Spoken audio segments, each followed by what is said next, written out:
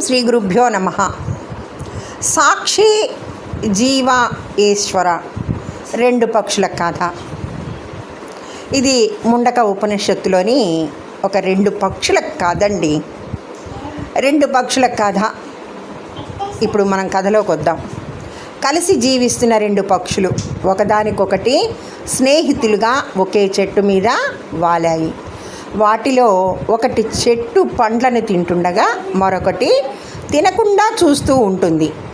ఆ రెండు పక్షులు ఒకే చెట్టు మీద ఉన్నప్పటికీ తింటున్న పక్షి పూర్తిగా ఆందోళన దుఃఖంతో నిండిపోయి తన స్నేహితుడైన భగవంతుని వైపు ముఖం తిప్పగానే బాధపడుతున్న పక్షి వెంటనే సకల ఆందోళన నుండి విముక్తి పొందుతుంది. ఆ బంగారపు వర్ణపు పక్షిని అనగా కర్త అయిన పరబ్రహ్మకు మూలమైన భగవంతుణ్ణి చూసినవాడు ముక్తి పొందుతాడు. అటువంటి వ్యక్తి జ్ఞాని అవుతాడు. అతని పుణ్య పాప కర్మఫలాల నుండి విముక్తుడవుతాడు. అతను పవిత్రుడవుతాడు. సాక్షాత్తు భగవంతుని వంటి ఆధ్యాత్మిక రూపాన్ని పొందుతాడు. శ్రీ శంకరుల వ్యాఖ్యానం ప్రకారం ఈ శ్లోకంలో పరవిద్య బ్రహ్మ యొక్క పరమజ్ఞానం వర్ణించబడింది.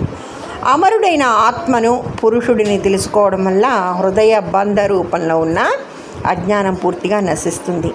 అమరమైన ఆత్మను తెలుసుకున్నవాడు సంసార దుఃఖం నుండి విముక్తుడవుతాడు. ఈ కథలో ఉపమానం ఈ క్రింది విధంగా ఇవ్వబడింది. చెట్టు కర్మక్షేత్రానికి ప్రతీక. అదే ఈ ప్రపంచం. ఎందుకంటే ఒక చెట్టును వేళ్లతో సహా పెకలించినా లేకపోతే నాశనమైనది. చెట్టుకి పైన వేర్లు మరియు కింది కొమ్మలు మొదలైనవి ప్రాణం ఉంటాయి. చెట్టు యొక్క మూలం అవ్యక్తం, మాయ. చెట్టు యొక్క ఫలాలు సకల జీవుల కర్మలకు ప్రతీక. ఆ ఫలాన్ని తినే మొదటి పక్షి జీవుడు, వ్యక్తిగత ఆత్మ. అది చెట్టు ఫలాలుగా సూచించబడిన మంచి చెడు కర్మఫలాలను అనుభవిస్తుంది. జీవుడు సూక్ష్మ శరీరం చే బంధించబడిన ఆత్మ తప్ప మరేమీ కాదు.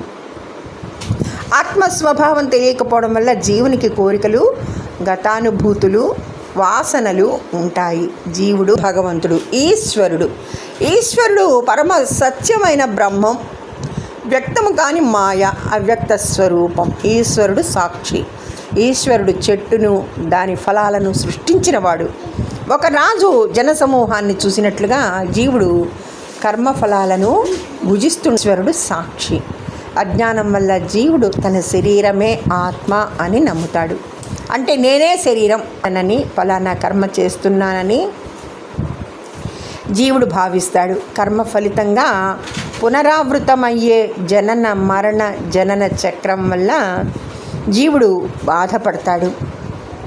అనేక జన్మల తర్వాత యోగా జ్ఞాన మార్గాన్ని అనుసరించి జీవుడు నేను ఆ రెండవ పక్షిని, ఆత్మను, ఆకలి దప్పికలు జనన మరణాలకు అతీతుడిని, నేను అజ్ఞానానికి బద్ధుడైన రెండవ పక్షిని, జీవుడిని కాదు, నేను సకల జీవుల హృదయాలలో కొలువై ఉన్నాను, నేనే ఈ విశ్వానికి అధిపతిని అని గ్రహిస్తాడు. ఈ విధంగా ముండక ఉపనిషత్తులోని రెండు పక్షుల కథ పరవిద్యను బోధిస్తుంది. ఇది మాత్రమే ఒకరిని సంసార బంధం నుండి విముక్తి చేయగలదు. మరి ఆ రెండు పక్షుల మధ్య సంబంధం ఏమిటి అంటే, కర్మఫలాలను తినే పక్షి జీవాత్మ, దానిని చూస్తున్న పక్షి ఈశ్వరుడు ప్రభువు. ఈ రెండు పక్షుల మధ్య ఉన్న సంబంధాన్ని తత్వమసి నీవే అది అనే మహాకావ్యం తెలియజేస్తుంది.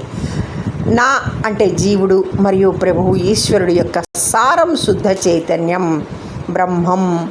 జీవుడు ఈశ్వరుడు అనే ఈ రెండు పక్షుల కథ మాయా ప్రపంచంలో కేవలం ఒక లావాదేవీ స్థాయిలో మాత్రమే ఉంటుంది. వాస్తవానికి అక్కడ రెండు పక్షులు లేవు.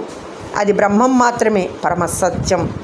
ద్వాసువర్ణ సయుజ సఖాయ సమానం వృక్షం పరిషస్వాజతే తయోరణ్య పిప్పలం స్వాద్వచ్చన్న షన్నస్న్యో అభిచాకశీతి. అంటే సమానే వృక్షే పురుషోం నిమగ్నోధ్యానాశాయ శోచతి ముఖ్యమాన్ జుష్టం యదా పశ్యత్యన్య మీషస్య పశ్యతే రుక్మవర్ణం కర్తరామీశం పురుషం బ్రహ్మయోనిం తదా విద్వాన్ పుణ్యపాపే విధూయ నిరంజన పరమం సామ్యముపైతి. ఇది ముండకోపనిషత్.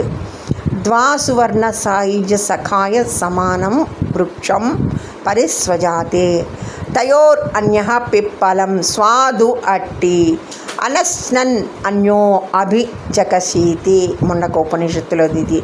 సమానే వృక్షో పురుషో నిమగ్నో నిశాయ శోచతి మహ్యమానః జుష్టం యదా పశ్యతి అన్యం ఇషం అస్య మహిమానం ఇతవీత శోకః. ఇది ముండక ఉపనిషత్తులోది. యదా పశ్యతే రుక్మ ఈశ్వరం కరమ్మ ఈశ్వరం విద్వాన్ పుణ్యపాపే విధూయ నిరంజనః పరమం సమ్యం ఉపైతి.